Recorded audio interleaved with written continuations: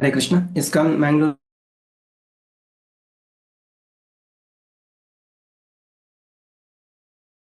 అవగాహన క్లాసులకి అందరికీ కూడా స్వాగతం. నిన్న మనం ఈ రెండవ అధ్యాయంలో మొదటి అధ్యాయంలో మనం ఏం చూసాము? సైనికుల పరిశీలన అనేది నిన్న చూడడం జరిగింది.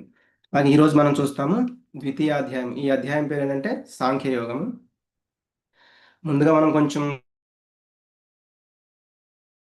భగవద్గీత గురించి కూడా ఇంట్రడక్షన్ లాగా చూద్దాము. అంటే నిన్న మనకు కొంచెం సమయం సరిపోకపోవడం వల్ల అంత పూర్తిగా కూడా చూడలేదు. కాబట్టి ఈ రెండవ అధ్యాయం చూసే ముందు నిన్న మనం ఏం చూసామనేది కొంత అవగాహన కోసం అంటే మనం ఏంటంటే ఈ బిజీ లైఫ్, మనకి టైం లేదు, అంటే సమయం లేదు.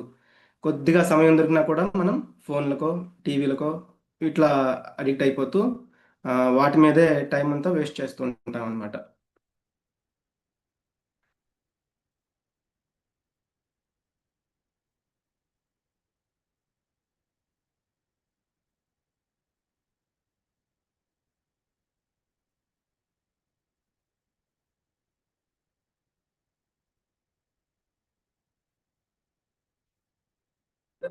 ఓకే, హరే కృష్ణ. అప్పుడు మనకి ఒక ప్రశ్న రావచ్చు. అంటే ఇలా ఈ సమయం అంతా వృధా అయిపోతుంది కదా, మనం భగవద్గీత ఎందుకు తెలుసుకోవాలి? అంటే చాలా పనులు ఉన్నాయి, అవన్నీ కూడా చేసుకోవచ్చు.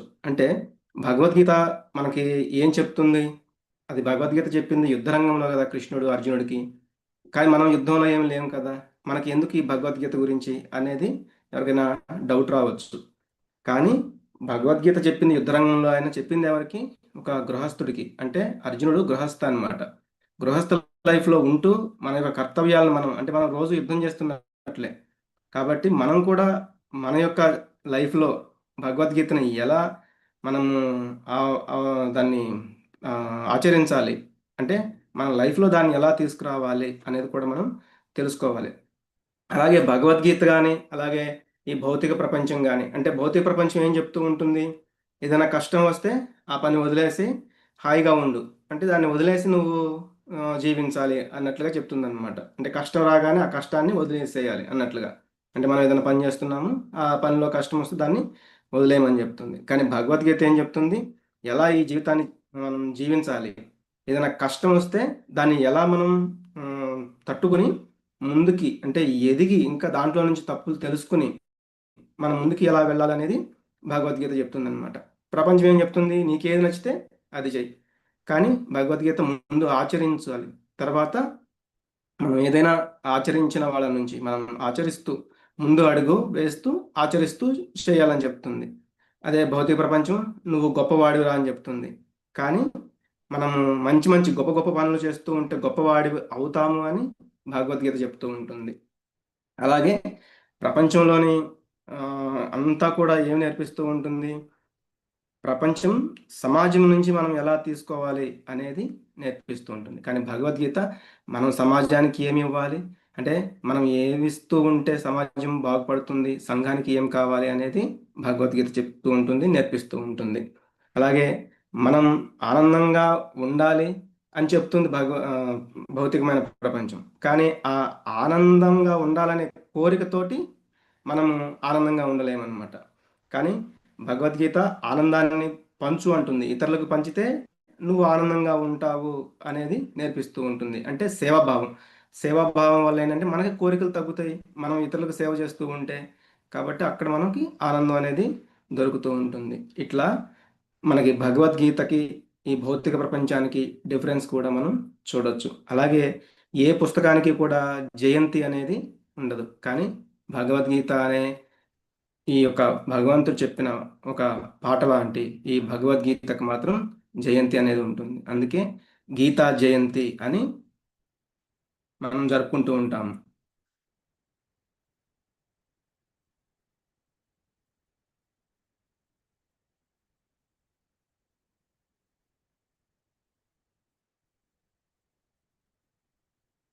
మనం ఈరోజు ఈ రెండవ అధ్యాయం భగవద్గీత ఇంట్రడక్షన్ లాగా మనం చూస్తే, ఈ భగవద్గీత యొక్క సారాంశం మొత్తం కూడా ఈ ద్వితీయ అధ్యాయంలో ఉందన్నమాట. అందుకే దీనిని గీతాసారము. అందుకే సాంఖ్యయోగము అంటే గీతాసారం. గీత యొక్క, భగవద్గీత యొక్క సారం మొత్తం కూడా ఈ యొక్క అధ్యాయంలోనే వివరంగా చెప్పడానికి వేరే అధ్యాయాలు ఉన్నాయి. మొత్తం కూడా అన్ని అంశాలు కూడా ఈ అధ్యాయంలో చెప్పబడింది. మనం ఈ సాంఖ్యయోగం చూడేసే ముందు చాలా మనం నేను చూసాము అర్జునుడికి కొన్ని డౌట్స్ అనేవి రావడం, నేను ఇంకా యుద్ధం చేయలేను అని చెప్పడం, ఇదంతా కూడా మనం నిన్న చూసాము. వాటికి ఆన్సర్స్ అన్నీ కూడా ఈ అధ్యాయంలో భగవంతుడు చెప్తారు. నిన్న ఓకే, ముందు గురు ప్రణామాలు. ఓం అజ్ఞానతిమిరాంధస్య జ్ఞానాంజనశలాకయా చక్షురున్మిళితం ఏన తస్మై శ్రీ గురవే నమః. శ్రీ చైతన్యమనోభీష్టం స్థాపితం ఏన భూతలే స్వయం రాపః కదా మహ్యం దదాతి స్వపదాంతికం. వందేహం శ్రీగురో శ్రీయుతపదకమలం శ్రీగురూన్ వైష్ణవాంశ్చ శ్రీరూపం సాగ్రజాతం సహగణ రఘునాథాన్వితం తం సజీవం సాద్వైతం సావధూతం పరిజనసహితం కృష్ణ చైతన్యదేవం श्रीराधाकृष्णपादान् सह गणललिता श्रीविशाखान्वितांश्च। नमो विष्णुपादाय कृष्णप्रेष्ठाय भूतले श्रीमते भक्तिवेदान्ता स्वामीति नामिने।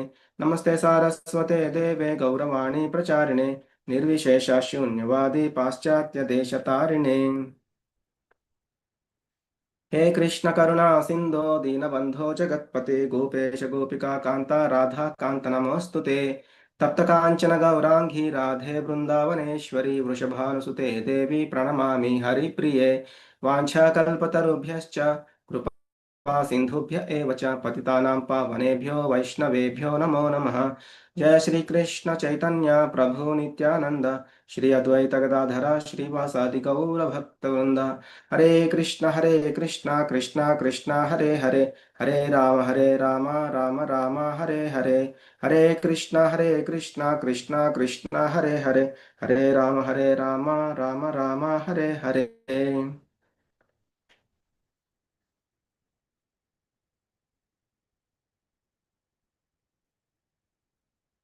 మాతాజీ ఆడియో వీడియో అంతా ఓకేనా మాతాజీ?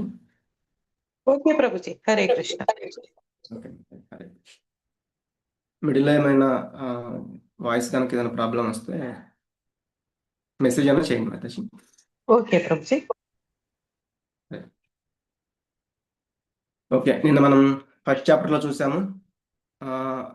మొదటిగా ధృతరాష్ట్రుడు అడిగారనమాట, అంటే అక్కడ నా పుత్రులు అలాగే పాండుపుత్రులు ఏం చేస్తున్నారు యుద్ధం చేయడానికి సమకూడిన తరువాత అని ఆయన సంజయుడిని అడగడం జరిగింది. సంజయుడు 2వ శ్లోకం నుంచి 13వ శ్లోకం వరకు అక్కడ దుర్యోధను యొక్క రాజనీతి అదంతా కూడా వివరించడం జరిగింది. తర్వాత 14వ శ్లోకం నుంచి 20వ శ్లోకం వరకు ఆ యొక్క పాండవులు ఆ ధర్మక్షేత్రంలో వాళ్ళే విజయం సాధిస్తారు అని చెప్పడానికి కారణాలను మనం చూసాము. అలాగే 21వ శ్లోకం నుంచి 27వ శ్లోకం వరకు అర్జునుడు రిక్వెస్ట్ చేశారు, ఎందుకు నేను యుద్ధం చేయలేను అని చెప్పడానికి కారణాలు చెప్పడం జరిగింది. అలాగే 28 నుంచి 46 వరకు ఆ కారణాలు ఏమిటి అనేవి కూడా జరిగింది. అంటే 21 నుంచి 27వ శ్లోకం వరకు ఆయన యొక్క రిక్వెస్ట్, అంటే ఆ రథాన్ని తీసుకెళ్ళి అక్కడ ఉంచమని చెప్పడం. కృష్ణుడు భగవంతుడైనా కూడా ఆయన పట్ల దయతోటి ఆయన చెప్పినట్లుగా రథసారథిగా ఉంటూ ఆయనకి అక్కడ యుద్ధరంగంలో ఆయన చెప్పినట్లుగా రథాన్ని పోనిస్తూ ఉన్నారనమాట. అది చెప్పిన తర్వాత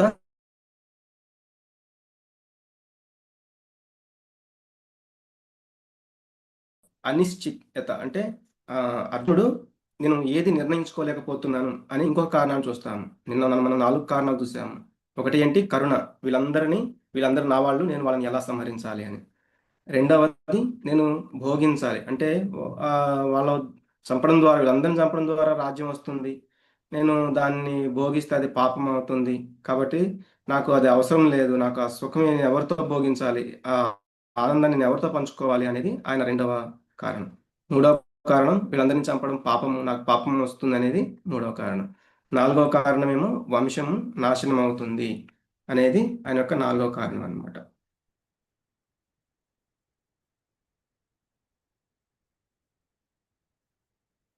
హరే కృష్ణ.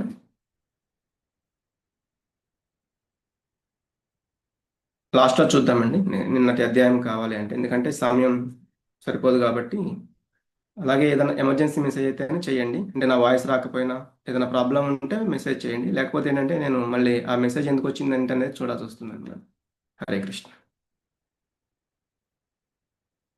ఈ 2వ అధ్యాయం కూడా ఒక కారణం చెప్తారు 6వ శ్లోకంలో. అది కూడా ఏంటనేది మనం చూడొచ్చు. ముందుగా ఓం నమో భగవతే వాసుదేవాయ. సంజయ ఉవాచ తం తథా కృపయావిష్టం అశ్రుపూర్ణాకులేక్షణం విషీదంతమిదం వాక్యం ఉవాచ మధుసూదనః. సంజయుడు పలికెను. శోకతప్త హృదయంతో కంటి నిండా నీరు నిండి ఉన్న అర్జునుడిని చూసిన మధుసూదనుడు అంటే శ్రీకృష్ణుడు ఈ విధంగా పలికెను. నిన్న కొంచెం స్లోగా చెప్పమన్నారు కాబట్టి కొంచెం సమయం ఎక్కువైనా కూడా పర్లేదు అంటే నేను కొంచెం స్లోగానే చెప్తాను. ఆ, ఈరోజు కూడా పెద్ద చాప్టర్ కాబట్టి కొంత లేట్ అవుతుంది. ఎవరు కూడా లీవ్ అవ్వకుండా లాస్ట్ వరకు కూడా వింటే మనకి అది అర్థమవుతుంది అనమాట. అందులోని చాప్టర్ అనేది చాలా ఇంపార్టెంట్ కాబట్టి ఎవరు లీవ్ అవ్వకుండా వినండి. హరే కృష్ణ. ఇక్కడ ఏం చెప్తున్నారు? ఆ శోకతప్త హృదయంతో నిన్న మనం చూసాము. అర్జునుడు ఏదైతే 4 కారణాలు చెప్పి ఇంకా నేను యుద్ధం చేయలేను అని ఆయన యొక్క చేతుల్లో ఉన్న ఆ ధనుర్బాణాలని, ఆ యొక్క విల్లుని, ఆ బాణాలని వాటిన్నిటిని పక్కన పడేసి ఆయన రథంలోనే అక్కడ నుంచున్న రథంలోనే ఇంకా కూర్చుండిపోయి నేను యుద్ధం చేయలేను అని చెప్పారు. అప్పుడు సంజయుడు చెప్తున్నారు.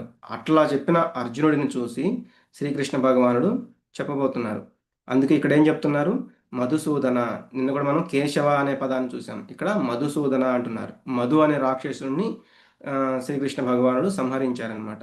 కాబట్టి ఆ రాక్షసుల్ని సంహరించావు కాబట్టి నాలో ఉన్న ఈ యొక్క రాక్షసులు, ఈ సందేహాలు, నాకు ఈ ఈ యొక్క కారణాలు యుద్ధం చేయలేకపోతున్నాను కదా, కాబట్టి నాకు కూడా ఉన్న ఈ యొక్క ఇబ్బందిని తొలగించు, నువ్వే తొలగించాలి అని చెప్తున్నారు. నా కర్తవ్యంలో ఉన్న ప్రాబ్లమ్స్ని నువ్వు నాకు లేకుండా చెయ్యి, సంహరించు అని అక్కడ చెప్తున్నారు. అందుకు భగవానుడు చెప్తున్నారు. శ్రీ భగవానువాచ కుతస్త్వాకస్మిలమిదం విషమే సముపస్థితం అనార్యజుష్టమస్వర్గ్యం అకీర్తికరం అర్జున. శ్రీ భగవానుడు పలికెను. అర్జున, నీకు ఈ కల్మషాలు ఎక్కడి నుండి వచ్చాయి? ఇవి గౌరవనీయ వ్యక్తికి తగదు. అవి ఉన్నత లోకాలకు దారి తీయకపోగా అపకీర్తి పాలు చేస్తాయి. ఇక్కడ మనం చూస్తే అనార్య, అనార్య అంటే ఆర్యులు కానివారన్నమాట. ఆర్యులు అంటే జీవితపు విలువలు తెలిసిన నాగరిక మనుషులు అని చెప్తారు. అంటే మన జీవితాన్ని ఎలా జీవించాలి, ఎలా నడవాలి మనం జీవితంలో అనే వాళ్ళని ఆర్యులు, తెలిసిన వాళ్ళని ఆర్యులు అంటారు. అది తెలియని వాళ్ళని అనార్యులు అంటారు. కాబట్టి ఇక్కడ అర్జునుడు చెప్పిన ఆ కారణాలకి కృష్ణ భగవానుడు అర్జునుడిని అనార్య అని సంబోధించినట్లుగా, అంటే నీకు ఈ కల్మషాలు ఎక్కడి నుంచి వచ్చాయి? నువ్వు ఆర్యుడి కాబట్టి ఇది నీకు తగదు. ఈ లక్షణాలు ఎవరివి? అనార్యుడివి. కాబట్టి నీకు ఇది తగదు అని చెప్తున్నారు. అలాగే మనం చూస్తున్నాం. నిన్న మనం ఫస్ట్ ధృతరాష్ట్రుడు పలికినప్పుడు ధృతరాష్ట్ర ఉవాచ అని చూసాం. సంజయుడు పలుకుతున్నప్పుడు సంజయ ఉవాచ అని చూసాము. అలాగే అర్జునుడు పలుకుతున్నప్పుడు అర్జున ఉవాచ అని చూసాము. కానీ మనం ఈ శ్లోకంలో మీరు గమనించినట్లయితే శ్రీ భగవాను వాచ, ఇక్కడ స్వయంగా భగవంతుడే పలుకుతున్నారనమాట. ఆ భగవంతుడు ఎలా అని మనం చూడాలి అంటే ఆయనకి ఈ యొక్క 6 లక్షణాలు సంపూర్ణంగా ఉంటాయి అన్నమాట. అటువంటి వారిని భగవంతుడు అంటారు. అవి ఏంటి అంటే సంపూర్ణమైన ఐశ్వర్యం. ఇది ఎవరు చెప్పారు? వ్యాసదేవుని యొక్క తండ్రి అయిన పరాశరముని. అలాగే ఈ మహాభారతం ఎవరు రచించారు? వ్యాసదేవుడు. అలాగే దీన్ని రాసింది ఎవరు? వినాయకుడు. వ్యాసదేవుడు చెప్తూ ఉంటే వినాయకుడు రాస్తూ ఉన్నారు. అలాంటి ఆ వ్యాసదేవుని యొక్క తండ్రి పరాశరముని. పరాశరముని చెప్పారు, ఎవరైతే దేవాదిదేవుడు సుప్రీం లార్డ్ అని చెప్పాలి, ఎవరినైతే చెప్పాలి అంటే ఈ 6 లక్షణాలు సంపూర్ణంగా ఎవరికైతే ఉంటాయో వాళ్ళని భగవాన్ అంటారనమాట. అందుకే మనకి ఈ శ్లోకం ఒకటి చెప్తుంది. ఐశ్వర్యస్య సమగ్రస్య వీర్యస్య యశశ్రియ జ్ఞాన వైరాగ్యయోశ్చైవం షణ్ణం భగ ఇతింగన. అంటే ఐశ్వర్యము, బలము, యశస్సు అంటే కీర్తి, అందము, జ్ఞానము, వైరాగ్యము, ఈ 6 కూడా పూర్తిగా సంపూర్ణంగా ఎవరికైతే ఉంటాయో వాళ్ళని భగవాన్ అని చెప్తున్నారు. అందుకే ఇక్కడ ఈ శ్లోకంలో మనం చూస్తున్నాము శ్రీ భగవాన్ ఉవాచ అని చెప్పారు. అంతేగాని శ్రీకృష్ణ ఉవాచ అని చెప్పలేదన్నమాట.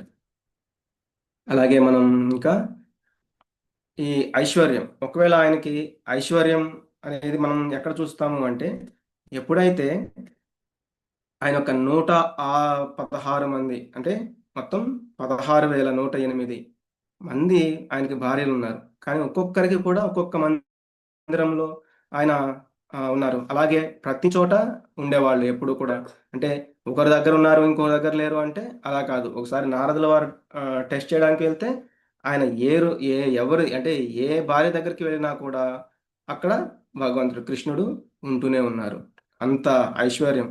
అలాగే ఆయనకి బలం, అంటే 7 రాత్రులు 7 పగళ్ళు ఆయన ఆ గోవర్ధనగిరి పర్వతాన్ని ఎత్తి పట్టుకున్నారు. అంత బలవంతులు. అలాగే కీర్తి, అంటే ఆయన యొక్క కీర్తి గురించి మనం ఎప్పుడు వింటూనే ఉంటాం నలుదిశలా, అంటే అన్ని లోకాల్లో కూడా ఆ, వినిపిస్తూనే ఉంటుంది. అలాగే ఆయన అందం, ఆయన నీలమేఘ శ్యాముడు అని చెప్తూ ఉంటారు. అంత అందంగా ఉంటారు. అందుకే మనకి మనకి దీంట్లో బ్రహ్మ సంహితలో కూడా చెప్తుంటారు అనమాట. కందర్ప కోటి కమనీయ విశేష శోభం గోవిందమాది పురుషం తమహం భజామి అని.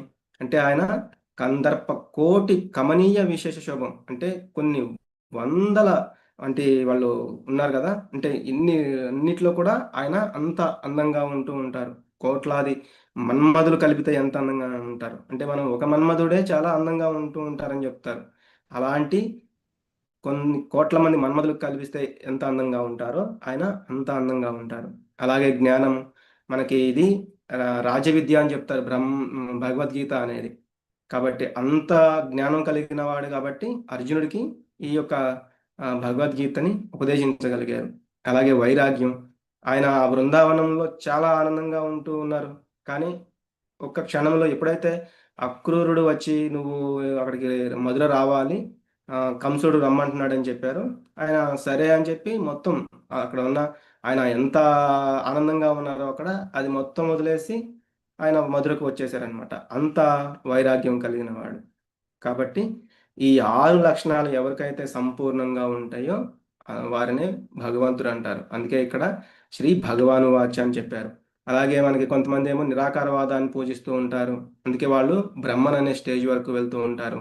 అలాగే కొంతమంది పరమాత్మ, అంటే మన హృదయంలో పరమాత్మని పూజిస్తూ ఉంటారు.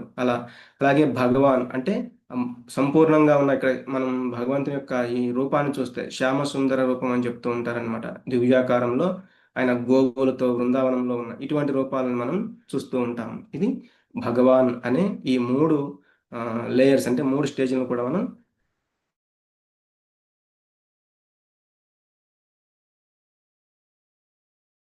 క్లైబ్యం నాస్మగమః పార్థ నైతత్వయ్యుపపద్యతే క్షుద్రం హృదయ దౌర్బల్యం త్యక్తోత్తిష్ట పరంతప. ఓ పార్థ, ఈ పతన కారణమైన నపుంసకత్వానికి లొంగకు, ఇది నీకు తగదు. ఓ పరంతప, ఈ హృదయ దౌర్బల్యం విడిచిపెట్టి వెంటనే లెమ్ము. అంటే ఆయన ఎప్పుడైతే నేను యుద్ధం చేయలేనని కళ్ళంటి నీళ్లు పెట్టుకున్నారు కదా, అది నీకు తగదు. ఎందుకంటే అది నపుంసకత్వం అనమాట. కాబట్టి ఇది నీకు తగదు, నువ్వు ఈ హృదయ దౌర్బల్యాన్ని విడిచిపెట్టు అని చెప్తున్నారు. అప్పుడు అర్జునుడు చెప్తున్నారు, ఓ శత్రు సంహార, ఓ మధుసూదన, నాకు పూజనీయులైన భీష్మ ద్రోణాదుల వంటి వారిని బాణాలతో నేనెలా ఎదుర్కొనగలను? గురూన్ హత్వా హి మహానుభావాన్ శ్రేయో భోక్తుం భైక్ష్యమపీహ లోకే హత్వార్థకామాంస్తు గురూనిహైవ భుంజీయ భోగాన్ రుధిర ప్రదిగ్ధాన్. గురువులైన మహాత్ముల జీవితాలను పణంగా పెట్టి జీవించుట కంటే భిక్షమెత్తుకుని జీవించుట ఉత్తమైనది. ప్రాపంచిక లాభమును కోరుచున్నప్పటికీ వారందరూ పెద్దలే. వారిని వధించినచో మేము అనుభవించు సమస్తము రక్త పంకిలమగును. మళ్ళీ చెప్తున్నారు, ఓ శత్రు సంహార అని. కాబట్టి నువ్వు ఆ, చెప్తున్నావు నా తాతని, నా గురువు గారిని, వీళ్ళని చంపమని. కానీ నేను ఎలా వాళ్ళని బాణాలతో ఆ, వధించగలను? ఎందుకంటే వాళ్ళు నా యొక్క బంధువులు, నా గురువులు. వాళ్ళందరూ కూడా ఒకవేళ, అంటే వాళ్ళు నన్ను వధించాలని కోరుతున్నప్పటికీ కూడా వాళ్ళు పెద్దలు. కాబట్టి నేను వాళ్ళని వధించలేను అని ఇక్కడ ఆయన అడుగుతున్నారు. నచైతద్విద్మః కతరన్నో గరీయో యద్వా జయేమ యది వా నో జయేయుః యానేవ హత్వా న జిజీవిషామః తేవ స్థితా ముఖే ధార్తరాష్ట్రాః వారిని జయించడము లేదా వారిచే జయింపబడము అనే వాటిలో ఏది ఉత్తమమో కూడా మాకు తెలియదు. ధృతరాష్ట్రుని పుత్రులను వధిస్తే మేమిక జీవించి ఉండడము వ్యర్థం. అయినా వారిప్పుడు యుద్ధరంగంలో మా ఎదుట నిలిచి ఉన్నారు.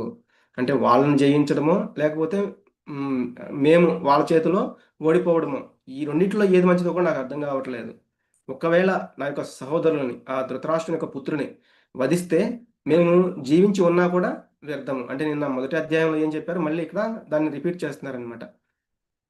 కానీ వాళ్ళు ఏం చేస్తున్నారు మా ఎదురుగా ఈ యుద్ధరంగంలో నిలిచి ఉన్నారు. కాబట్టి నేను ఎలా ఈ యుద్ధం చేయాలి అంటే అర్జునుడి యొక్క సమస్యలు ఏంటి? యుద్ధం చేయలేనని చెప్పడానికి కారణాలు ఫస్ట్ ఏమో జాలి అని చెప్పారు. నేను వాళ్ళని చంపలేను అని.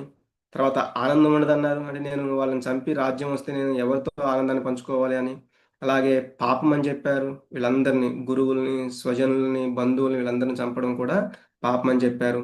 అట్లాగే కులధర్మాలు ఇవన్నీ నశిస్తాయి, పాపము పెరిగిపోతుంది, అధర్మం పెరిగిపోతుంది, ఇట్లా వర్ణాశ్రమ ధర్మాలు పాడైపోతాయి, ఇవన్నీ చెప్పారనమాట. చెప్పిన తర్వాత ఈ యొక్క ఇంకొక ఇక్కడ చెప్తున్నారు నేను ఇప్పుడు అసలు ఏమీ అర్థం చేసుకోలేకపోతూ ఉన్నాను అని చెప్తూ ఈ శ్లోకంలో చెప్తున్నారు. ఇది చాలా ఇంపార్టెంట్ శ్లోకం అనమాట. ఈ శ్లోకంతోటే భగవద్గీత అనేది స్టార్ట్ అవుతుంది. అంటే అర్జునుడు ఈ శ్లోకం తర్వాత ఇంకా భగవంతుడు చెప్పడం స్టార్ట్ చేస్తారు. ఈ శ్లోకంకి అంటే ఈ ప్రశ్నకి సమాధానం మళ్ళీ భగవంతుడు 18వ అధ్యాయంలో 66వ శ్లోకంలో ఈ శ్లోకానికి చెప్తారు అనమాట. కార్పణ్యదోషోపహత స్వభావః పృచ్ఛామి త్వాం ధర్మ సమ్మూఢచేతాః యచ్రేయస్యాన్నిశ్చితం బ్రూహి తన్మే శిష్యస్తేహం శాధి మాం త్వాం ప్రపన్నం. అలాగే ఎవరి దగ్గర అయితే బుక్స్ ఉన్నాయో వాళ్ళందరూ కూడా బుక్ ఓపెన్ చేసుకుని ఈ శ్లోకం నెంబర్ చూసుకుని మీరు ఫాలో అయితే కనుక మీకు ఇంకా ఈజీగా అర్థమవుతుంది. ఇక్కడ మళ్ళీ అర్జునుడు ఏం చెప్తున్నారు?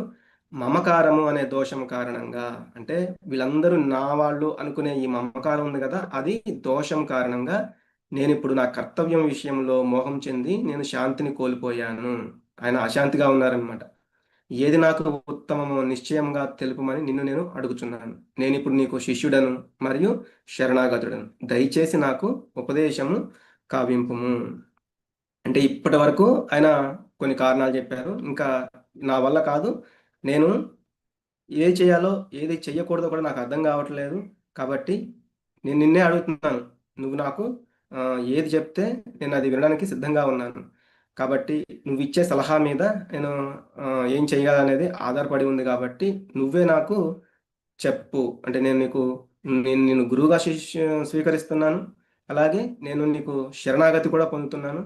నువ్వేం చెప్తే అది చెయ్యాలని నేను అనుకుంటున్నాను. ఎందుకు ఇక్కడ ఆయన అందుకే శిష్యుడు అని చెప్తున్నారు.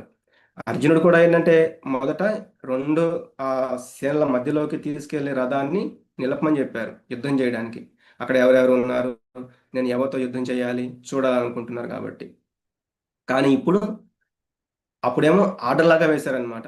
ఆర్డర్ లేకపోతే రిక్వెస్ట్ కొంచెం తీసుకువెళ్ళంట అట్లా. కానీ ఇప్పుడు ఇంకా నేను నీకు శరణాగతుణ్ణి, నేను నిన్ను గురువుగా స్వీకరించాను, నేను యుద్ధం చేయలేను, కాబట్టి నాకు ఏది ఉత్తమైనదో చెప్పండి అన్నట్లుగా గురువు గారిని అడుగుతున్నారు. ఎలా అయితే ఒక కుండ గనక బోర్లించి ఉందనుకోండి, దాని మీద మనం ఎన్ని నీళ్ళు పోసినా కూడా అవి కుండ లోపలికి వెళ్ళవు. అందుకే ఆయన ఇక్కడ ఇప్పటివరకు కూడా కృష్ణుడు అంటే భగవానుడు ఎక్కడ కూడా మాట్లాడలేదు. ఎందుకంటే అర్జునుడు ఇంకా ఆయన యొక్క శరణాగతి పొందలేదు, లేకపోతే శిష్యుని అని చెప్పలేదు, లేకపోతే ఏమీ ఆ, ఆయన ఒక కారణాలు చెప్తున్నారు తప్ప ఆయన శరణాగతి అవ్వలేదు. కానీ ఎప్పుడైతే ఇక్కడ నేను ఇంకా నా వల్ల కాదు, నువ్వేం ఆ, చెప్పాలి అంటే నువ్వేం చెయ్యాలి, నేనేం చెయ్యాలి అని నువ్వు చెప్తావో నేను అదే చేస్తాను అని ఎప్పుడైతే ఆయన శరణాగతి పొందారో అప్పుడు ఆయన చెప్పడం మొదలు పెడుతున్నారు అనమాట.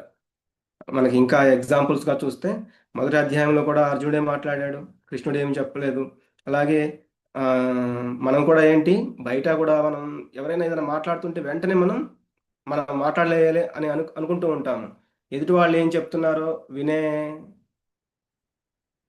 హరే కృష్ణ. ఆ, ఇది మేము రికార్డ్ చేస్తున్నామండి, మీకు గ్రూప్లో పంపిస్తాము. మీరు రిక్వెస్ట్ పంపనవసరం లేదంటే రికార్డ్ కోసం నేను మీకు అది గ్రూప్లో పంపిస్తాను. ఆల్రెడీ యూట్యూబ్ లైవ్ ఉంది. కాబట్టి అర్జునుడు ఎప్పుడైతే ఆ జ్ఞానాన్ని తీసుకోవడానికి సిద్ధమయ్యారో, అంటే ఆ కుండ ఆ, మామూలుగా ఉంటే మనం ఎన్ని నీళ్ళు పోస్తే దాంట్లో నింపవచ్చు అనమాట. కానీ బోర్లించి ఉంటే నింపలేము. అట్లా అర్జునుడికి ఎప్పుడైతే ఆ జ్ఞానం అవసరమైందో అప్పుడు భగవంతుడు చెప్పడం మొదలు పెడుతున్నారు. శరణాగతి అంటే ఏమిటి? మనం నేర్చుకోవడానికి కుతూహలంగా ఉండాలి. ఇప్పుడు అర్జునుడు భగవంతుడు చెప్పేది వినడానికి సిద్ధంగా ఉన్నారు. అలా కాకుండా మొదటి అధ్యాయంలో, అంటే మొదటి ఎప్పుడైతే రెండు సేనల మధ్యలోకి తీసుకెళ్ళినప్పుడు కృష్ణుడు చెప్పడం మొదలు పెట్టారో అప్పుడు ఆయనకి అంత అర్థమయ్యేది కాదేమో. కానీ ఎప్పుడైతే వాళ్ళందరినీ చూసిన తర్వాత ఆయనకి అవసరమైందో అప్పుడు ఇంకా శరణాగతి పొందారు. అంటే ఆయన నేర్చుకోవడానికి సిద్ధంగా ఉన్నారు. అలాగే ఆయన బలహీనతలు ఎందుకు అంటే, ఈ భౌతిక ప్రపంచంలో ఎలా ఉంటుంది, మనకు అన్నీ తెలుసు అనుకుంటాము. మన ఇంద్రియాలు ఏంటంటే సంపూర్ణం అనుకుంటాం. అంటే మన కళ్ళతో ఏమైనా చూడగలం అనుకుంటాం, మన చెవులతో ఏమైనా వినగలం అనుకుంటాం. కానీ ఏంటి, మనం అన్ని వినలేము, అన్ని సౌండ్స్ వినలేము. మన దృష్టి కూడా కొంతవరకే చూడగలుగుతుంది. అంతేగాని మన వెనక ఏం జరుగుతుందో మనం చూడలేము. మనకి ఎక్కడో దూరాన ఏం జరుగుతుందో మనం వినలేము. ఇలా. కానీ మనం ఏమనుకుంటామంటే మన ఇంద్రియాలు అనేవి కంప్లీట్ అనుకుంటాం అనమాట. ఉదాహరణకు మనకి ఎక్కడో ఒక కొండ కనిపిస్తూ ఉంటే ఆ కొండ చాలా దూరం నుంచి చూస్తే ఒక విధంగా ఉంటుంది. కొంత దగ్గరికి వెళ్ళి చూస్తే ఇంకొక విధంగా ఉంటుంది. ఇంకా దగ్గరికి వెళ్ళి చూస్తే దాంట్లో చెట్లు, ఇల్లు కూడా ఉండొచ్చు, పెద్ద పెద్ద బండలు ఉండొచ్చు, పక్షులు ఉండొచ్చు, లేకపోతే మృగాలు ఉండొచ్చు. ఇవన్నీ కూడా కానీ మనం దూరంగా చూస్తే కనపడవు అనమాట. అట్లా మనకి బలహీనతలు ఉన్నాయి. ఏంటి అంటే మనము మనం చూసిందే నిజం అనుకుంటూ ఉంటాం. అలాగే జీవితంలో సవాళ్ళు ఎదురైనప్పుడు ఒక ప్రామాణిక గురువుని మనం కోరుకోవాలి. అదే నిజమైన శరణాగతి. కానీ శరణాగతికి అవసరమైన నిబంధనలు ఏంటి? విఫలాన్ని మరియు బలహీనతను అంగీకరించే ధైర్యము, నమ్రత అవసరము. అంటే ఇది నా వీక్నెస్ అని మనం చెప్పగలగాలి. వాటిని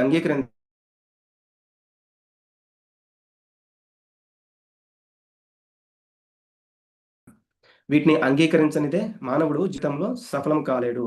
ఎప్పుడైతే మనం వీటిని అంగీకరించమో మనము సఫలం కాలేము. అలాగే ఎప్పుడైతే ఒక వర్క్ అనేది కరెక్ట్గా జరిగిందో, ఇది నా వల్లే జరిగింది, ఇది నా వల్లే జరిగిందని మనం అందరం అంటూ ఉంటాము.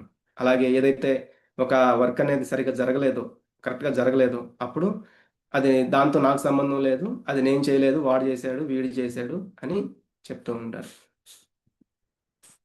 నహి ప్రపశ్యామి మమాపనుద్యాత్ యచ్చోకముచ్చోషణమింద్రియాణం అవాప్య భూమా వసపత్నమృద్ధం రాజ్యం సురాణామపి చాధిపత్యం. నా ఇంద్రియములను శుష్కింపజేస్తున్న ఈ శోకమును పోగొట్టే ఉపాయమేదీ తోచడం లేదు. నేను ఈ భూమిపై సుసంపన్నమైన ఎదురులేని రాజ్యాన్ని గెలిచిన, లేదా దేవతల వంటి ఆధిపత్యమును పొందిన ఈ శోకమును నేను తొలగించుకోలేను. నిన్న కూడా చెప్పారనమాట. ఒకవేళ ఈ మూడు లోకాల్లో, ముల్లోకాల్లో నాకు రాజ్యాన్ని, అంటే అంత పెద్ద రాజ్యాన్ని ఇచ్చినా కూడా నాకు అది అవసరం లేదు అని.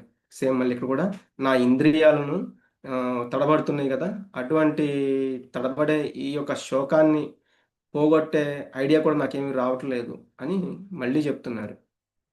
అట్లా చెప్పిన తర్వాత సంజయుడు చెప్తున్నారు, ఏవముక్త్వా హృషీకేశం గుడాకేశ పరంతప నయోత్స్య ఇతి గోవిందం ఉక్త్వా తూష్ణీం బభూవః.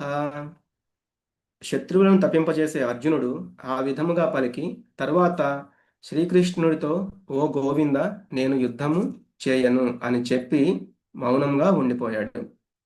ఎప్పుడైతే ఆయన ఇంకా నేను నీకు శరణాగతుణ్ణి, శిష్యుణ్ణి అని చెప్పారు, ఇక నా వల్ల కాదు, ఈ యుద్ధం నేను చేయలేను, నా యొక్క ఇంద్రియాలన్నీ కూడా కంపిస్తున్నాయి, ఇట్లా చెప్పి నేను ఇంకా యుద్ధం చేయలేను అని చెప్పడం జరిగింది.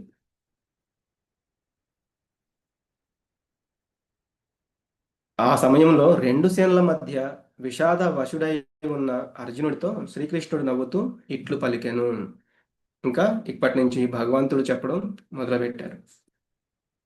శ్రీ భగవానువాచ అశోచ్యానన్వశోచస్త్వం ప్రజ్ఞావాదాంశ భాషసే గతాసు నగతాసుంశ్చ నానుశోచంతి పండితాః. శ్రీ భగవానుడు పలికెను, పాండిత్యంతో కూడిన మాటలు మాట్లాడుతూనే నీవు దుఃఖించదగిన విషయం గురించి దుఃఖిస్తున్నావు. పాండిత్యం ఎవరికి ఉంటుంది? పండితులైన వారికి. ఆ పండితులైన వారికి మొత్తం తెలుసు అనమాట. కానీ నువ్వు ఇక్కడ పండితుల్లాగా గొప్ప గొప్ప మాటలు మాట్లాడుతున్నావు. ఇదంతా కూడా వ్యర్థము, పాపము, లేకపోతే ఈ రాజ్యం నాకు అవసరం, ఇటువంటి అన్నీ కూడా మాట్లాడుతున్నావు. కానీ నువ్వు దుఃఖించదగిన విషయం గురించి దుఃఖిస్తున్నావు? ఆ దుఃఖించదగిన విషయం ఏంటి అనేది చెప్తారు. వివేకవంతులు జీవించి ఉన్న వారిని గూర్చి కానీ మరణించిన వారిని గూర్చి కానీ దుఃఖింపరు. అంటే ప్రతి ఒక్క ఆ, దేహంలో కూడా ఆత్మ అనేది ఉంటుంది.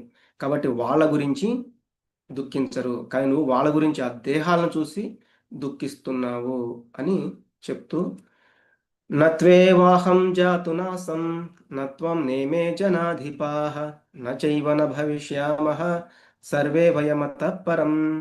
నేను గాని నీవు గాని ఈ రాజులు అందరూ గాని నిలిచి ఉండని సమయము ఏదీను లేదు. ఇక ముందు కూడా మనము ఉండకుండా ఉండము. మనందరం కూడా ఏదో ఒక సమయంలో ఎక్కడో చోట ఉంటూనే ఉంటాం. ఎవరు కూడా లేకుండా ఉండరు.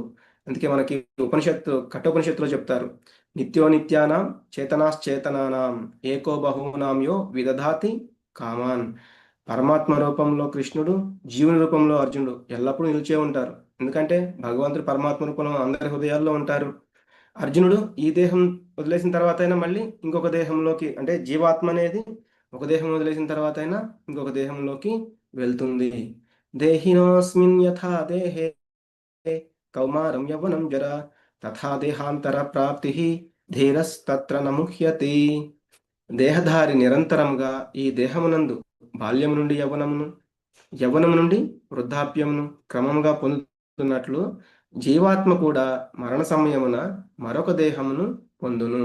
ఈ విషయమున వివేకవంతుడు ఆందోళన చెందడు.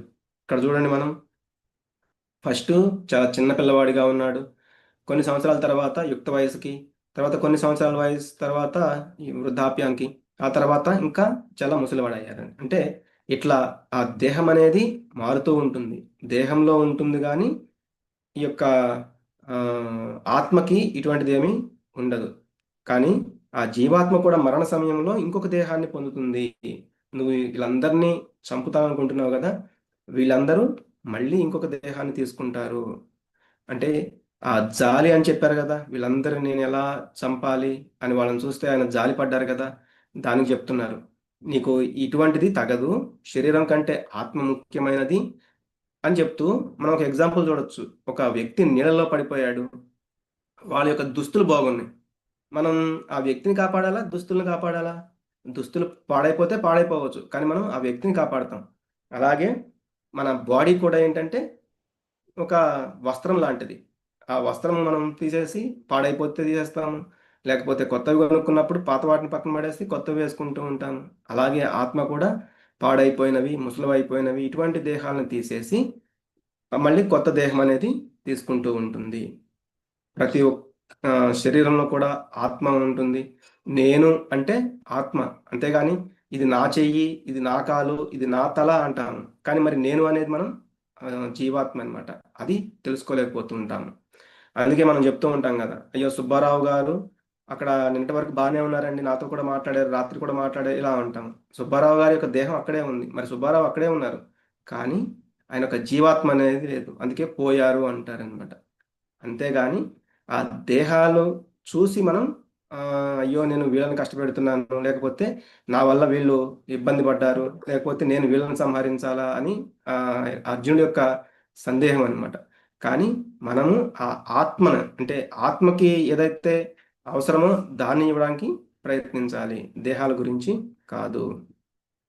మనం ఇక్కడ చూస్తే స్థూల దేహం ఇదేంటంటే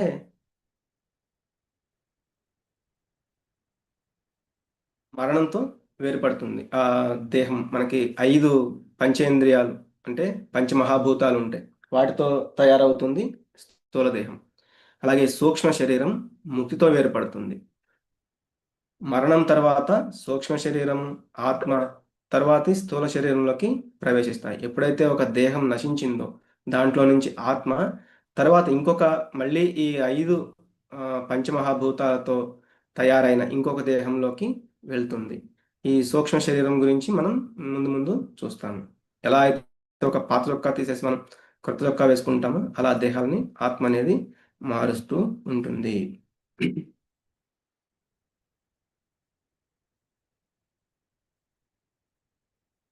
ఇక్కడ మనం చూస్తే మన యొక్క ఈ పంచమహాభూతాలు, ఈ ఎర్త్, భూమి, భూమి, అగ్ని, నీరు, వాయువు, ఆకాశం, వీటితోటి మన యొక్క దేహం అనేది ఆ, తయారవుతుంది. మనం ఎక్కువగా ఈ దేహాన్ని చూస్తే ఇదే నేను అనే భ్రమలో ఉండిపోతూ ఉంటాం. ఉదాహరణకి మనం ఒక ఆ, కారును చూసాం, అంటే కారులో వెళ్తున్నాం. కారుకి కావాల్సినంత పెట్రోల్ కొట్టిస్తున్నాం, అంటే ఆ ఆయిల్ ఎంత కావాలంటే అంత కొట్టిస్తున్నాం. దాన్ని తిప్పుతూనే ఉన్నాము అంటే లాస్ట్కి ఏం జరుగుతుంది? యాక్సిడెంట్స్ అవుతాయి. ఎందుకు అంటే మనం ఆ డ్రైవర్కి ఆహారం అందించలేదు. ఇప్పుడు డ్రైవర్ కూడా ఆహారం తీసుకుంటేనే ఆ కారు ఎలా కారు వెళ్తూనే ఉంటుంది, ఎందుకంటే దానికి ఆయిల్ అనేది ఉంది. కానీ మనం డ్రైవర్కి ఆహారం ఇవ్వకపోతే అతను ఆ డ్రైవింగ్ అనేది చేయలేడు. దాంతో అది నాశనం, అంటే అది యాక్సిడెంట్స్ అయిపోతాయి అన్నమాట. అలాగే ఇక్కడ మనం ఒక పంజరాన్ని, అందులో చిలకని మనం చూస్తున్నాం. మనం ఈ యొక్క మనం బంగారంతో చేసి ఉండొచ్చు ఆ పంజరాన్ని. ఆ పంజరాన్ని రోజు మనం క్లీన్ చేసుకోవడం వల్ల మంచిదే, అంటే అది ఆ పంజరం అనేది క్లీన్గా ఉంటుంది. కానీ ఇదంతా చేస్తూ లోపల ఉన్న పక్షికి గనక మనం ఆహారం ఇవ్వకపోతే ఇంత మంచి బంగారం లాంటి ఉన్న పంజరం కూడా వ్యర్థమే కదా. ఎందుకు? దాని లోపల ఆ పక్షి అనేది లేదు, చనిపోయింది. కాబట్టి పంజరాన్ని, అంటే దేహాన్ని జాగ్రత్తగా చూసుకుని, అలాగే పక్షిని అంటే ఆత్మని అశ్రద్ధ చేయడం అనేది కూడా కరెక్ట్ కాదు. ఆ లోపల ఉన్న ఆత్మకి ఆహారం ఏంటి అనేది కూడా చూస్ మనం చూసుకోవాలి. మాత్రా స్పర్శాస్తు కౌంతేయ శీతోష్ణ సుఖ దుఃఖదాః ఆగమపాయినో ఇత్యాహ తాం స్థితిక్షస్వ భారత. ఓ కౌంతేయ, తాత్కాలికములు అయిన సుఖదుఖాలు కలగడం, కాలక్రమంలో అవి పోవడం, చలికాలము, ఎండాకాలము వచ్చి పోవడం లాంటివి. ఓ భరతవంశీయుడా, ఇంద్రియ అనుభూతి వలన కలుగు అటువంటి ద్వంద్వములను కలత చెందకుండా ఓర్చుకోవడం మనిషి తప్పక నేర్చుకోవాలి. ఇందా చెప్పుకున్నాం కదా, మనము మనకేం కావాలో మర్చిపోతూ ఉన్నాము. ఈ తాత్కాలికమైన ఈ సుఖదుఖాలనే మనము ఈ నిజమైన ఆనందాలని అనుకుంటూ ఉంటాము. అంటే ఇక్కడ అందుకే చెప్తున్నారు, నువ్వు తెలుసుకోవాలి. ఈ సుఖదుఖాలు అనేవి వస్తూ ఉంటాయి, పోతూ ఉంటాయి. ఎలా? శీతాకాలం వస్తుంది, ఇప్పుడు మనకు శీతాకాలం ఉంది. ఒక 2 మంత్స్ తర్వాత ఎండాకాలం, సమ్మర్ వచ్చేస్తుంది. అప్పుడు మళ్ళీ ఎండలు పెరిగి,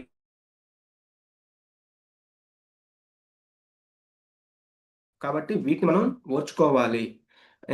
శీతాకాలంలో మనం ఉదయం స్నానం చేయాలి. అయ్యో, నీళ్ళు చల్లగా ఉన్నాయి, ఇంత చలిలో నేను స్నానం చేయలేను అని అనకూడదు. అంటే మనం చేయవలసిన మన ధర్మాన్ని, మన పనులను మనం చేస్తూనే ఉండాలి. అలాగే వేసవికాలం మనం కిచెన్లో చూస్తే వంట చేసేటప్పుడు చాలా వేడిగా ఉంటుంది. కానీ అంత ఎండలో అయినా సరే స్త్రీలు వంట చేసి అందరికీ ఆహారాన్ని అందిస్తూ ఉంటారు. అయ్యో, నేను ఇంత వేడిలో, అందులోనూ మళ్ళీ కిచెన్లో ఇంకా వేడి, నేను చేయలేను అంటే అందరూ కూడా పస్తులుండాల్సి వస్తూ ఉంటుంది. కాబట్టి ఆ ఎండాకాలంలో అయినా, వానాకాలంలో అయినా, శీతాకాలంలో అయినా మనం చేసే పనులు మనం చేస్తూ ఉండాలి. కాబట్టి వాటిని గురించి మనం ఎక్కువగా ఆలోచించకూడదు, కలత చెందకూడదు. అలాగే ఇక్కడ ఇంకేం చెప్తున్నారు? కౌంతేయ అంటే కుంతిపుత్ర, నీ తల్లి చాలా కష్టాలు పడింది మిమ్మల్ని పెంచడానికి అని గుర్తు చేస్తున్నారు, కౌంతేయ అన్నట్లుగా. ఇంకా భారత, నీ యొక్క వంశం, అంటే మీ తండ్రి వైపు పాండురాజు వైపు ఉన్న మీ వంశము చాలా గొప్ప వంశము, భారత వంశము. కాబట్టి ఈ రెండు వైపుల నుంచి కూడా చూసుకుంటే నువ్వు చాలా గొప్పవాడివి. ఇటువంటి వాటికి నువ్వు కలత చెందకూడదు అని చెప్తున్నారు. అలాగే మనం కూడా ఏంటి, పిల్లలు కావచ్చు, పెద్దవాళ్ళు కావచ్చు, మనం చెప్తూ ఉండాలి. మనకి సుఖాలనేవి, దుఃఖాలనేవి వస్తూ ఉంటాయి, కష్టాలనేవి వస్తూ ఉంటాయి. అంటే మనకి కష్టాలు రావాలని కాదు, మనకు అవి వస్తూ ఉంటాయి. అసలు రాకుండా పెంచాలి అని అనుకోవడం కుదరదనమాట. కాబట్టి ఆ కష్టాలు వచ్చినా కూడా వాళ్ళు ఎలా వాటిని ఎదుర్కోవాలో అటువంటి వాటిని మనం వాళ్ళకి శిక్షణ అనేది ఇవ్వాలి. అంతేగాని కష్టాలు అసలు రావనేది వాళ్ళకి చెప్పకూడదు. అవినాశిత తద్విద్ధి ఏన సర్వమిదం తతం వినాశమవ్యయస్యాస్య న కశ్చిత్ కర్తుమర్హతి. శరీరం అంతటను వ్యాపించి ఉన్న ఆత్మ నాశనము లేనిదని నీవు తెలుసుకొనుము. అట్టి అవినాశి అయిన ఆత్మను నశింపజేయుటకు ఎవడునూ సమర్థుడు కాడు. అంటే మన శరీరంలో ఉన్న ఆత్మ ఎవ్వరు కూడా నశింపజేయలేరు.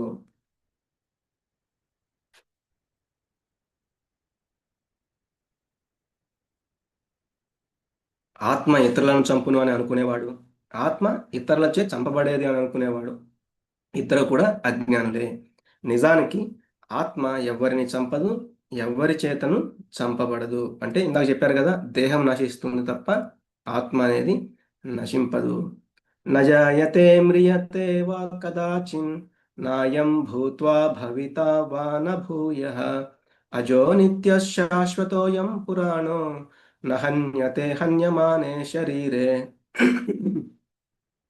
ఆత్మకు ఎన్నడూను జననము గాని మరణము గాని లేదు. అంటే ఆత్మ ఇంతకు ముందు పుట్టలేదు, మళ్ళీ నశించడం కూడా ఉండదు. ఆత్మ జన్మింపలేదు, జన్మింపదు, జన్మింపబోదు. అది జన్మరహితము, నిత్యము, శాశ్వతము, పురాతనము. దేహము చంపబడినను అట్టి ఆత్మ చంపబడదు. వాసాంసి జీర్ణాని యథా విహాయ నవాని గృహాతి నరోపరాణి తథా శరీరాణి విహాయ జీర్ణాని అన్యాని సంయాతి నవాని దేహి. మనిషి చినిగిపోయిన పాత వస్త్రములను విడిచిపెట్టి కొత్త వస్త్రములను ధరించును, అదేవిధంగా ఆత్మ కృషించిపోయిన శరీరాలను వదిలి కొత్త శరీరమును స్వీకరిస్తుంది. ఇక్కడ మనం ఈ పిక్చర్లో చూడొచ్చు. ఫస్ట్ బాలుడుగా, తర్వాత యుక్త వయస్సు, ముసలివాడు అవ్వడం, మళ్ళీ ఆ దేహం నశించడం, మళ్ళీ ఆత్మ ఇంకొక దేహాన్ని తీసుకోవడం, ఇట్లా ఈ సైకిల్ అనేది జరుగుతూనే ఉంటుంది. వీటితో పాటుగా ఒకసారి మనకి మనిషి జన్మ రావచ్చు, ఒకసారి జంతు జన్మ రావచ్చు, ఒకసారి వృక్ష జన్మ రావచ్చు. ఇట్లా ఇది కూడా మారుతూ ఉంటుంది. శరీరం గురించి మనిషి ఎలా అయితే పాత వస్త్రాలు తీసేసి కొత్త వస్త్రాలు ధరిస్తాడో, అలాగే పాడైపోయిన ఆ దేహాలని వదిలి ఆత్మ కూడా కొత్త అంటే నూతన శరీరాన్ని ధరిస్తూ ఉంటుంది. మనం చూస్తూ ఉంటాం సముద్రంలో, మనం చిన్నపిల్లప్పుడు ఆడుతూ ఉంటారు కదా, కాలు ఇట్లా పెట్టి దాని మీద మొత్తం మట్టేస్తూ ఉంటారు. అది ఒక గూడులాగా అవుతూ ఉంటుంది. కాలు తీసేస్తే ఒక ఇల్లు లాగా కనపడుతూ ఉంటుంది. కానీ ఆ అలలు వచ్చేసి వాటిని ఆ, అంటే నాశనం చేసేస్తాయి అన్నమాట. అంటే అవి ఆ అలల్లో కలిసిపోతూ ఉంటాయి. మళ్ళీ మనం ఎన్ని కట్టినా కూడా ఆ అలలు అనేవి వాటిని లాక్కెళ్ళిపోతూ ఉంటాయి. అట్లాగే ఇవి కూడా నశిస్తూనే ఉంటాయి, అవి వచ్చిపోతూ ఉంటాయి.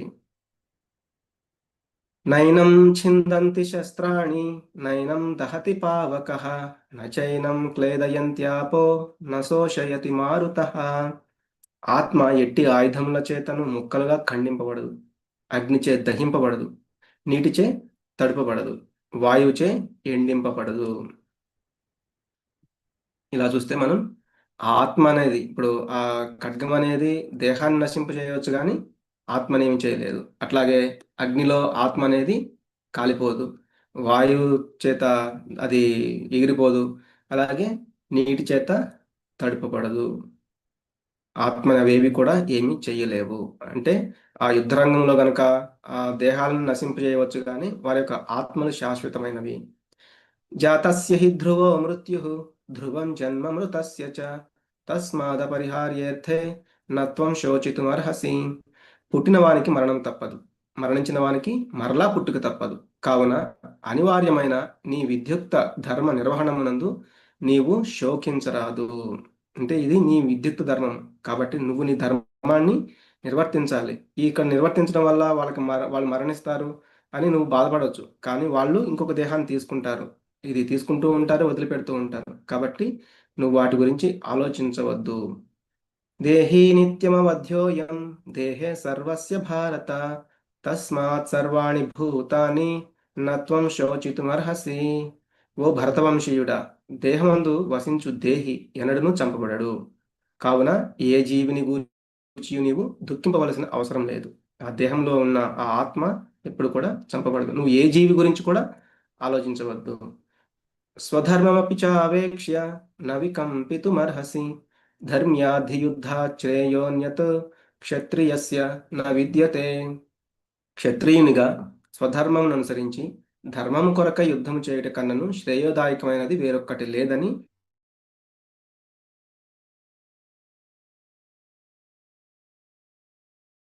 అవసరమే లేదు. ఆయన అన్నారు కదా, నాకు ఆనందం ఉండదు వీళ్ళందరినీ చంపితే, నేను ఎట్లా ఆనందంగా ఉండాలి అని దానికి చెప్తున్నారు. నువ్వు నీ యొక్క ధర్మము, క్షత్రియ ధర్మము, నీ స్వధర్మము, నువ్వు ఆ యుద్ధం చేయడం అనమాట. యుద్ధం కోసం యుద్ధం చెయ్యి, అంతేగాని నువ్వు వేరే వాటి గురించి ఆలోచించవలసిన అవసరం లేదు. ఒకవేళ నీవు నీ స్వధర్మమైన యుద్ధమును నిర్వహింపనిచో స్వధర్మమును నిర్లక్ష్యపరిచినందులకు నిశ్చయముగా పాపం నొందుటయేగాక యోధుడుగా నీ కీర్తిని కూడా నువ్వు కోల్పోతావు. అంటే పాపం వస్తుందని చెప్పారు కదా, దానికి కూడా చెప్తున్నారు, నువ్వు నీ స్వధర్మాన్ని నిర్లక్ష్యపరిస్తే అది ఇంకా పెద్ద పాపం. జనులు నీ అపకీర్తిని ఎల్లప్పుడూ చెప్పుకుంటారు. అరే అర్జునుడు ఆ యుద్ధరంగంలో వెన్ను చూపి పారిపోయాడు అని అంటారు. అలాగే నీకు సామర్థ్యం లేదు అనుకుంటారు. గౌరవం గలవానికి అపకీర్తి అనేది మరణం కంటే దారుణమైనది. ఆయన ఇందాక చెప్పుకున్నాం కదా, గొప్ప క్షత్రియుడు. అటువంటి వానికి ఈ అపకీర్తి, ఏదైతే యుద్ధం నుంచి పారిపోయాడు అనే ఈ మాటలు, చేతగానితనంతో వెళ్ళిపోయాడు, పిరిగితనంతో వెళ్ళిపోయాడు, భయపడ్డాడు, ఇట్లా అనుకుంటారు తప్ప, నువ్వేదో ఇక్కడ వీళ్ళందరినీ చంపితే అది నాకు పాపం కదా, వీళ్ళని చంపకూడదు కదా అని నువ్వు వాళ్ళపైన జాలితోటో వాళ్ళ మీద మంచి ఉద్దేశంతో నువ్వు వెళ్ళిపోయినా కూడా జనులు మాత్రం దాన్ని ఇట్లా వేరే రకంగా చెప్పుకుంటారు. కాబట్టి నువ్వు దానివల్ల అది నీకు తర్వాత నీకు బాధిస్తుంది. మరణం కంటే గొప్పగా ఇంకా భయంకరంగా ఉంటుంది అని ఇక్కడ చెప్తున్నారు. అంటే వాళ్ళని చంపకపోయినా కూడా నువ్వు ఆనందంగా ఉండలేవు. ఎప్పుడు బాధపడుతూ ఉంటావు. ఎందుకు? నేను యుద్ధంలో నుంచి పారిపోయి వచ్చేసాను అందరూ అంటున్నారు కాబట్టి. హతో వా ప్రాప్స్యసి స్వర్గం జిత్వా వా భోక్ష్యసే మహీం తస్మాదుత్తిష్ఠ కౌంతేయ యుద్ధాయ కృత నిశ్చయః. ఓ కుంతి కుమార, ధర్మయుద్ధంలో మరణిస్తే స్వర్గం పొందుతావు, శత్రువులను జయిస్తే రాజ్య భోగాలు అనుభవిస్తావు. అందువల్ల కృత నిశ్చయంతో లేచి యుద్ధము చేయుము. నువ్వు యుద్ధరంగంలో కనుక మరణిస్తే ఎలాగూ స్వర్గం లభిస్తుంది. ఎందుకు? ఒక క్షత్రియుడు అనేవాడు ఆ యుద్ధరంగంలో తన యొక్క దేహాన్ని విడిచేస్తే అతనికి స్వర్గలోకం లభిస్తుంది.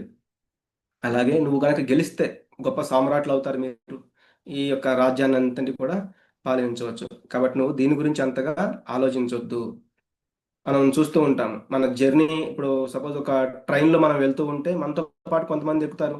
కానీ ఎప్పుడైతే వాళ్ళ స్టేషన్ వచ్చిందో, లేకపోతే వాళ్ళ సమయం వచ్చిందో, అప్పుడు వాళ్ళు వాళ్ళ స్టేషన్లో దిగేస్తారు. అంతేగాని వాళ్ళు మనతో పాటే మనం వెళ్ళే వరకు రావాలనుకోవడం కూడా కరెక్ట్ కాదనమాట. అలాగే వాళ్ళు దిగిపోయారు కదా అని మనం కూడా అక్కడ దిగి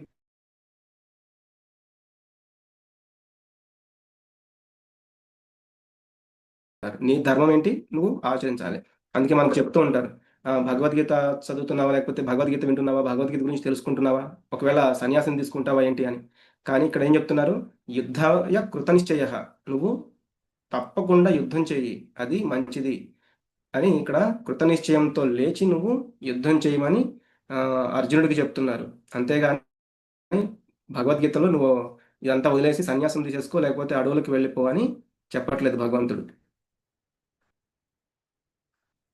ఇంకా ఏం చెప్తున్నారంటే, సుఖదుఖములను గాని, లాభ నష్టములను గాని, జయాపజయములను గాని లెక్కింపక యుద్ధము కొరకే నీవు యుద్ధము చేయము. అట్లు చేయుట నీకెప్పుడును పాపం కలగదు. అందుకే అన్నారు కదా ఆయన, పాపం కలుగుతుంది కదా అని. మళ్ళీ చెప్తున్నారు, నువ్వు ఇటువంటి ద్వంద్వాలకి, అంటే సుఖదుఖాలు, లాభ నష్టాలు అని బేరీజులు వేసుకోవద్దు. నాకు ఇది వస్తుందా, అది వస్తుందా, ఇవేమి అపజయమా జయమా, వీటి గురించి ఆలోచించవద్దు. నువ్వు నీ యొక్క యుద్ధం కోసం నువ్వు యుద్ధం చేయాల్సిందే, లేకపోతే నీకు పాపం కలుగుతుంది అని చెప్తున్నారు. ఉదాహరణకు మనం చూస్తూ ఉంటాము, ఈ కొంతమంది ఏంటంటే వాళ్ళ యొక్క చేయాల్సిన ధర్మాన్ని నిర్వర్తించకుండా పారిపోతూ వెళ్ళిపోతూ ఉంటూ ఉంటారు. ఏషా తే భీతా సాంఖ్యే బుద్ధిర్యోగే త్విమాం శృణు బుద్ధ్యా యుక్తో యయా పార్థ కర్మబంధం ప్రహాస్యసి. ఇప్పటి వరకు ఈ జ్ఞానం నేను సాంఖ్యయోగం ద్వారా నీకు వివరించాను. ఇప్పుడు లాభాపేక్ష లేని కర్మ రూపంలో నేను విశదీకరిస్తాను వినుము. ఓ పార్థ, ఇట్టి జ్ఞానంతో నీవు పనిచేసినప్పుడు కర్మబంధముల నుండి విముక్తి పొందగలవు. మనం మొదట్లోనే చూసాం కదా, ఈ యొక్క 2వ అధ్యాయం ఏంటంటే భగవద్గీత యొక్క సారాంశము. ఇప్పటి వరకు సాంఖ్యయోగం అంటే ఆత్మ ఏంటి, దేహం ఏంటి, వీటి గురించి వివరిస్తూ వచ్చారు. ఇప్పటి నుంచి మళ్ళీ కర్మ, నువ్వు ఎలా కర్మ చేయాలి అనే ఆ కర్మ రూపాన్ని కూడా చెప్తాను విను. అలాగే ఆ జ్ఞానంతో నువ్వు నీ కర్మను చేసినప్పుడు నువ్వు ఈ బంధాల నుండి కూడా విముక్తి పొందుతావు అని చెప్పడం మొదలు పెడుతున్నారు. నేహాభిక్రమణ ఆశోస్తి ప్రత్యవాయో న విద్యతే స్వల్పమప్యస్య ధర్మస్య త్రాయతే మహతో భయాత్. ఈ ప్రయత్నమునందు నష్టము గాని హాని గాని లేదు. ఈ మార్గమును కొద్దిగా ఆచరించిన దారుణమైన భయం నుండి మనిషిని రక్షించును.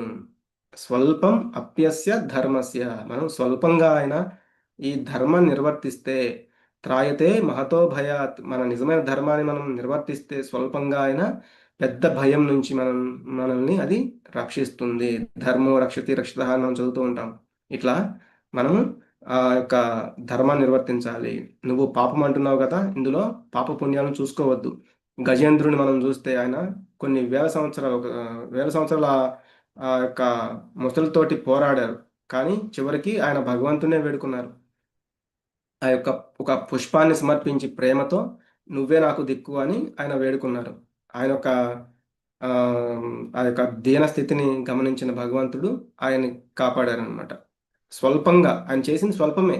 ఆయన ఏం చేయలేదు భగవంతుడి కోసం. జస్ట్ ఒక ఒక పుష్పాన్ని ఆయనకి అందిస్తూ ఆయన ప్రేమను చాటుకున్నారనమాట.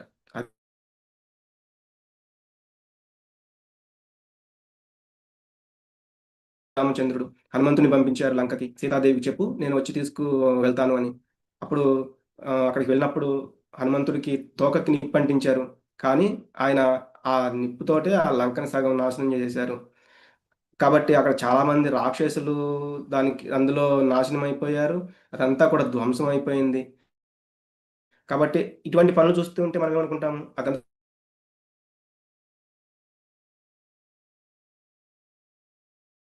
భగవంతుని యొక్క కార్యం, అది ధర్మ కార్యం.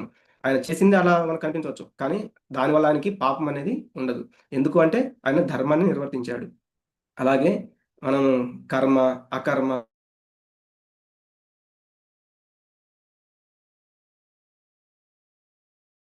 మనం చేసే పనులకి పాపము, పుణ్యము అంటే ఒక చర్యకి ప్రతిచర్యలాగా మనము ప్రతి ఒక్క కర్మకి ప్రతిచర్య అనేది ఉంటుంది.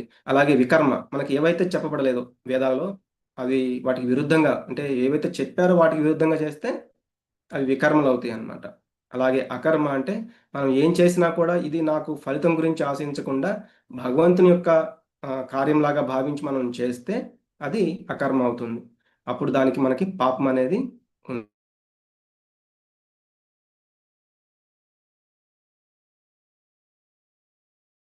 ఆ యొక్క అక్కడ వికర్మలు ఎప్పుడు రావణుడు ఎప్పుడైతే చేయకూడని పనులు చేస్తూ ఉన్నాడు, ఇది తగదు అని చెప్పినా కూడా వినట్లేదు. ఆయన వచ్చేసాడు భగవంతుడి దగ్గరకు వచ్చేసి, నేను కూడా నీకు శరణాగతుడిని అని అన్నారు. అప్పుడు అక్కడ చాలా మంది చెప్తారు ఆ వానరులు, వద్దు ఇతను రావణాసురుడు యొక్క సోదరుడు మనల్ని మోసం చేస్తాడు అని. కానీ ఆయన చెప్తారు, నా శరణాగతి పొందిన వాళ్ళని నేను వదిలిపెట్టను అని.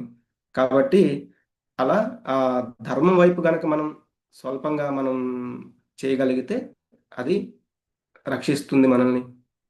కాబట్టి భగవంతుని యొక్క కార్యంలో చిన్న ప్రయత్నం కూడా అది మంచే చేస్తుంది మనకి. అలాగే మనం భౌతికంగా కనుక చూస్తే అంటే సపోజ్ ఇప్పుడు మన బ్యాంక్ బ్యాలెన్స్ ఉంటుంది. ఒక వ్యక్తి యొక్క బ్యాంక్ బ్యాలెన్స్ ఏముంది? ఎప్పుడైతే ఆ వ్యక్తి అంటే ఆ దేహం నశిస్తుందో ఇంకా అది అతనికి సంబంధం ఉండదు. నెక్స్ట్ లైఫ్‌లో నాకు అంతకు ముందు లైఫ్‌లో ఒక రూ. 1,00,00,000 ఉన్నాయి. నా బ్యాంక్ బ్యాలెన్స్ ఉంది అని ఆ బ్యాంక్ దగ్గరికి వెళ్తే అది అక్కడ కుదరదు. కానీ ఎప్పుడైతే పూర్వజన్మలో మనం చేసుకున్న సుకృతం అంటే చిన్న చిన్న స్వల్పమైన పనులు, మంచి పనులు ఏవైతే ఉన్నాయో లేకపోతే భగవంతుడి కార్యాలు మనం ఏదైతే చేసి ఉన్నామో వాటికి మనం ఈ యొక్క లైఫ్‌లో మనకి అవి అంటే మనం ఒక 10 పనులు చేసుంటే మళ్ళీ మన లైఫ్ అక్కడి నుంచి స్టార్ట్ అవుతుంది. అలా అంటే ఆధ్యాత్మికంగా మనం ఎంత చేస్తే మన సెకండ్ అంటే నెక్స్ట్ లైఫ్ అలెగ్జాండర్ ఏం చేశారు? ఆయన చాలా సంపాదించారు. చాలా రాజ్యాలన్నీ కూడా సాధించారు. కానీ ఆయన ముందే చెప్పారంట, నేను ఎప్పుడైతే ఈ దేహంను వదిలిపెట్టి వెళ్ళిపోతానో, నా బాడీని ఒక చెక్కపెట్టి తయారు చేయించుకున్నారు. 2 చేతులు ఇలా బయటికి పెట్టేసి ఉంచండి అని. అందులో ఈ డబ్బులు, ఈ నోట్లు ఇవన్నీ వేస్తూ ఉండండి అని. అట్లాగే చేశారనమాట. ఎంత వేసినా ఏం లాభం? ఆయన ఆయన ఒక చేతిలో ఒక చిల్లిగవ్వ కూడా లేదు. ఖాళీ చేతులతోనే ఆయన వెళ్ళిపోయారు. అంటే అలా ఆయన ఒక ఎగ్జాంపుల్ లాగా మనకి చెప్పారనమాట అది. కాబట్టి మనం ఇక్కడ ఎందుకు వచ్చాము? మనం ఏం చెయ్యాలి? మన కర్తవ్యం ఏమిటి? మనం నిర్వర్తించాల్సిన ధర్మం ఏమిటి? వీటిని మనం తెలుసుకుని ధర్మో రక్షతి రక్షితః. మనం ధర్మం కోసం మనం ధర్మాన్ని రక్షించడం కోసం మనం పాటుపడాలి. అందులో స్వల్పంగా అయినా చేసినా అది పెద్ద భయం నుంచి మనల్ని రక్షిస్తుంది. వ్యవసాయాత్మికా బుద్ధిః ఏకేహ కురు నందన బహుశాఖా హ్యనంతాశ్చ బుద్ధయో అవ్యవసాయినాం.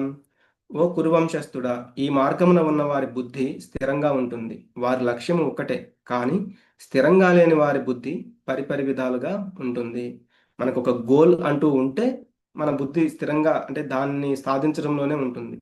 కానీ ఒక గోల్ అంటూ లేకుండా ఉంటే ఏదో కొన్ని రోజులు ఒకటి చేస్తాం, ఇంకొన్ని రోజులు ఒక ధర్మాన్ని నిర్వర్తిస్తూ ఉంటాం, ఏదో చేస్తూ ఉంటాము, మనకి తోచింది చేసుకుంటూ వెళ్తూ ఉంటాము. కాబట్టి ఇందాక అర్జునుడు అడిగారు కదా,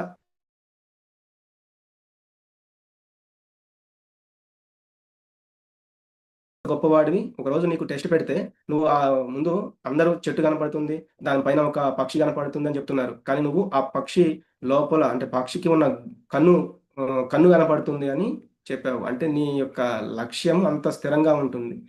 అలాంటి నీకు ఇది తగదు అన్నట్లుగా కూడా మనం చూడొచ్చు.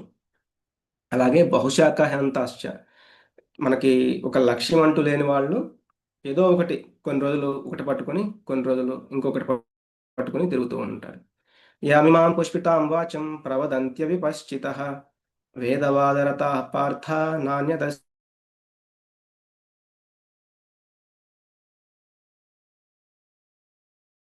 కర్మఫలప్రదాం క్రియా విశేష బహుళాం భోగైశ్వర్య గతిం ప్రతి. అల్పజ్ఞులు స్వర్గలోక ప్రాప్తి, ఉత్తమ జన్మము, అధికారం వంటి వాటిని పొందుటకై వివిధములైన కామ్యకర్మలను ఉపదేశించు వేదములందలి మృదు మధురమైన వాక్కులచే ఆకర్షింప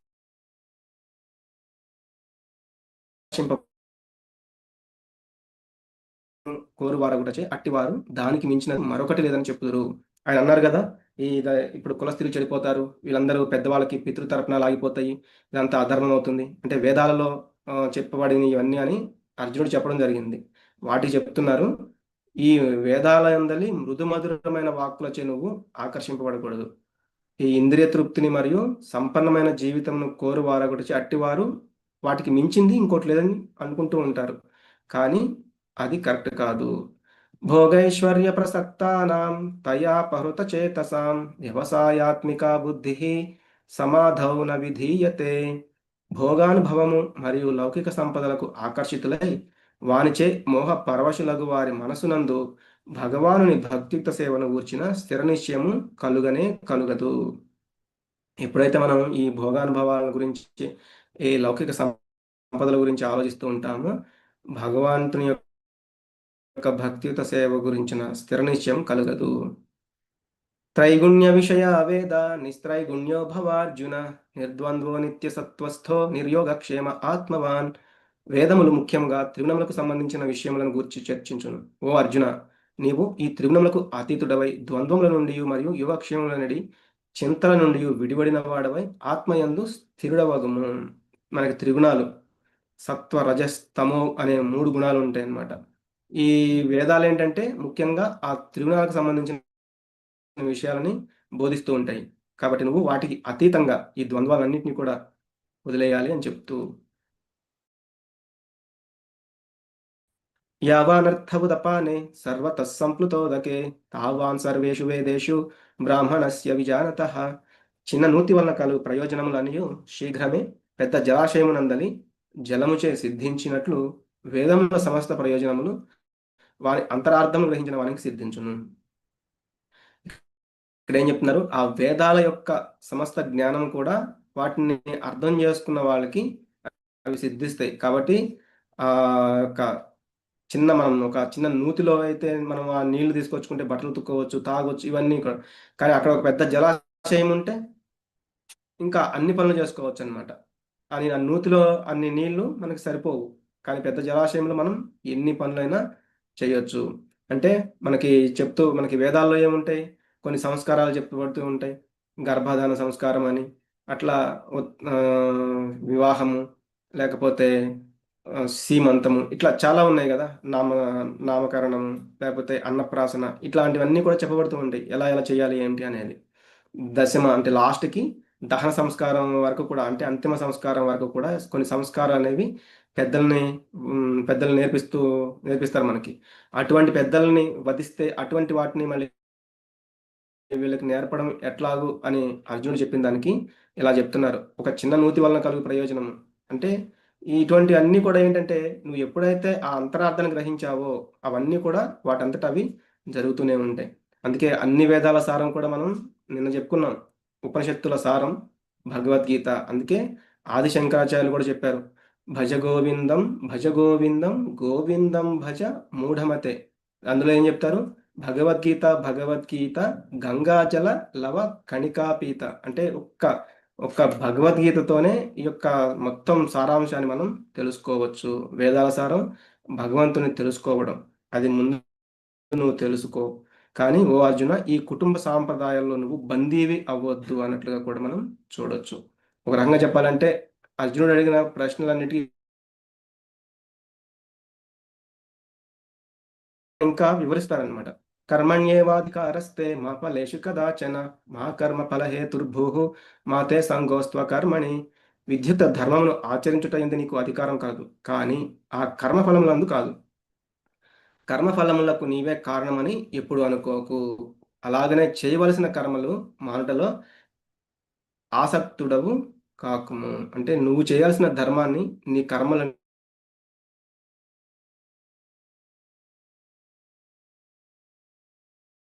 నాకు నచ్చట్లేదు, నేను ఇది చేయలేను